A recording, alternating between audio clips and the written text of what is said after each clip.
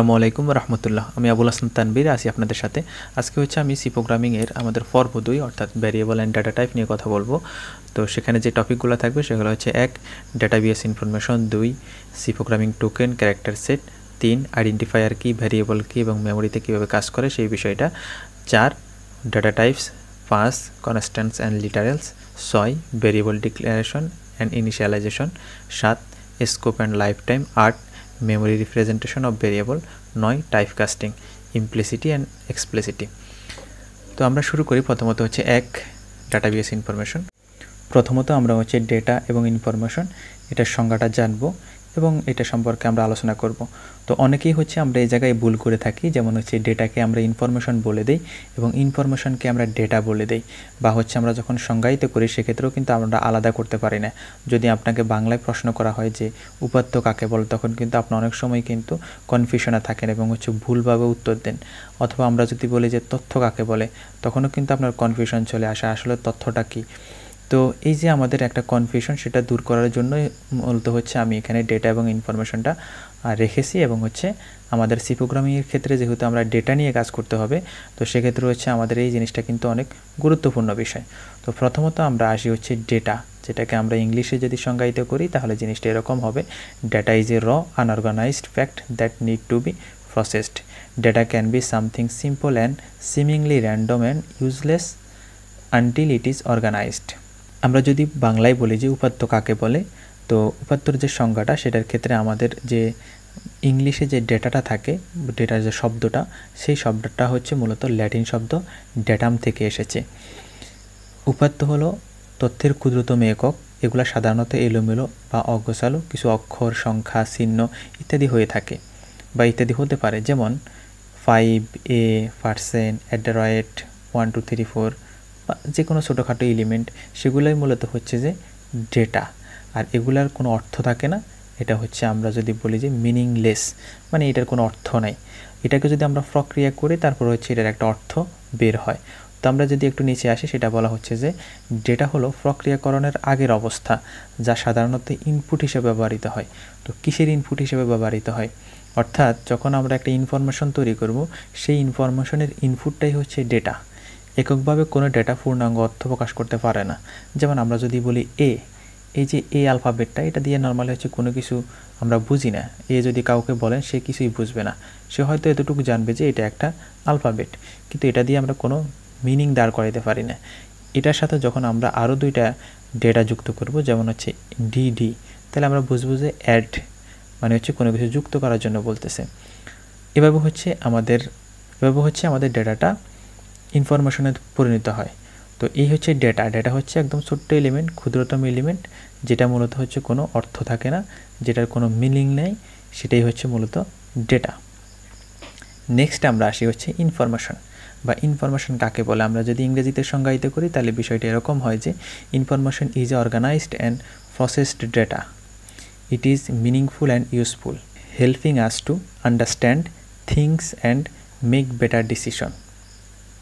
এবং বাংলায় যদি আমরা বলি যে তথ্য কাকে বলে, ডেটাটাকে প্রক্রিয়া করার মাধ্যমে অর্থবহ এবং সংগঠিত রূপে রূপান্তরিত করলে তাকে তথ্য বলা হয় বা ইনফরমেশন বলা হয়। অর্থাৎ ডেটাটাকে প্রক্রিয়া করে, অর্থাৎ আমরা এটার সাথে যুক্ত করে এবং এটাকে আমরা প্রসেস করে এটার একটা অর্থবহ শব্দ দাঁড় করিয়ে অথবা অর্থবহ একটা সেন্টেন্স দাঁড় করিয়ে সেই জিনিসটাই আমরা ইনফরমেশন বলে থাকি, যেটার সংগঠিত রূপ। অর্থাৎ অনেকগুলো ডেটা একসাথ হয়ে কিন্তু ইনফরমেশন তৈরি করে।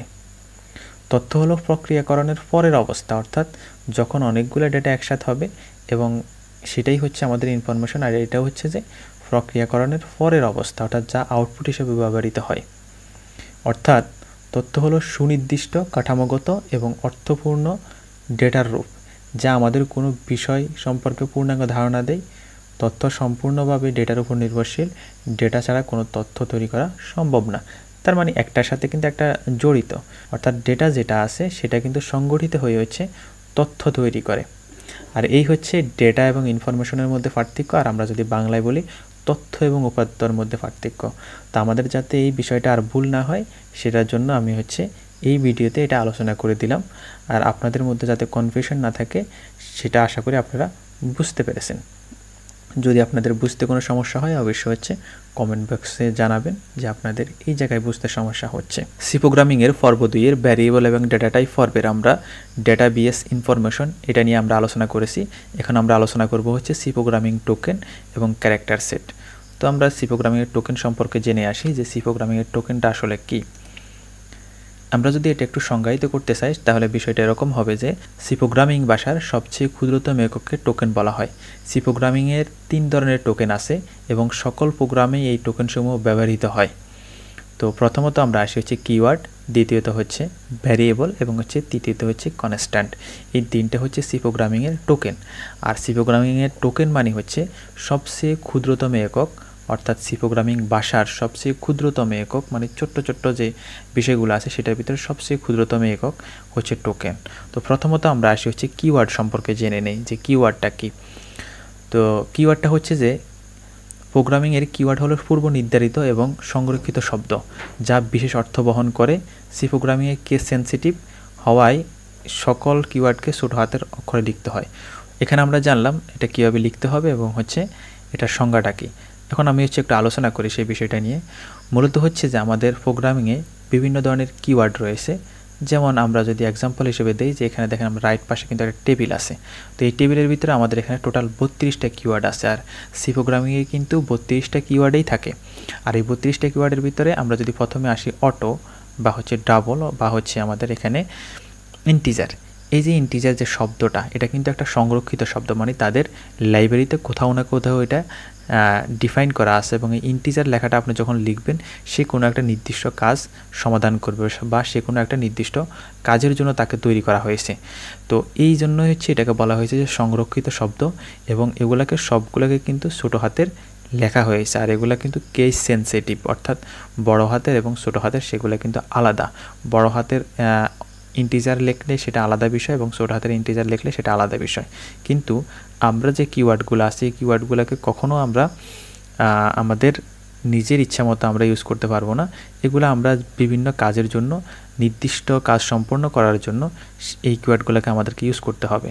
আর আপনাদের এই কিওয়ার্ডটার যে টেবিলটা আছে সেটা আপনাদের মুখস্থ করার কোনো প্রয়োজন নেই, কারণ আমরা যখন একটা প্রোগ্রাম করব একটা প্রোগ্রামের সাথে বিভিন্ন ধরনের কিওয়ার্ড ইউজ করে করে কিন্তু আমরা সেগুলোতে অভ্যস্ত হয়ে যাব এবং কোনটার কী কাজ সেই সম্পর্কে আমরা জানব।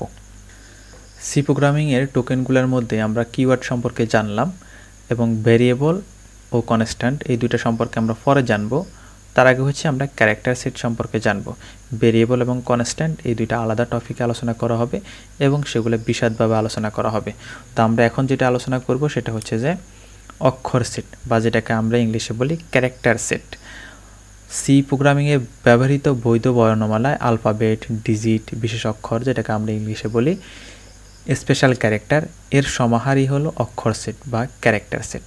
তো সেটার ভিতরে কিন্তু আমরা জানি যে এগুলো আসলে আলাদা আলাদা করা। যেমন বর্ণমালার ভিতরে হচ্ছে বড় হাতের আছে, ছোট হাতের আছে, মানে যেটাকে আমরা বলি হচ্ছে কি আলফাবেটস। তো সেখানে বড় হাতের আছে এবং ছোট হাতেরও আছে। তো সেগুলো হচ্ছে আমরা অলরেডি জানি সেগুলো কি, তো সেটা নিয়ে আমার আর আলোচনা করার প্রয়োজন নেই। পরবর্তী হচ্ছে ডিজিট। সি প্রোগ্রামিংয়ে আমাদের অক্ষর সেটের ভিতরে যে ডিজিটগুলো আছে 0 থেকে 9 পর্যন্ত এবং এই 0 থেকে 9 পর্যন্ত যে ডিজিট আছে 10টা ডিজিট, এই 10টা ডিজিট দিয়ে কিন্তু আমরা পরবর্তী ডিজিটগুলো ক্রিয়েট করে থাকি। তারপর হচ্ছে বিশেষ অক্ষর স্পেশাল ক্যারেক্টার। তো স্পেশাল ক্যারেক্টারগুলো কিন্তু আমরা অলরেডি আমাদের যে কিবোর্ডে কী আছে সেখানে কিন্তু আমরা দেখতে পাই। যদিও আমরা সবগুলোর নাম অনেকেই প্রপারলি জানি না, কিন্তু হচ্ছে যে আমাদেরকে এটা জানতে হবে এবং প্রপার যে নামটা সেটা আমাদেরকে ইউজ করতে হবে। নেক্সট হচ্ছে যে হোয়াইট স্পেস ক্যারেক্টার।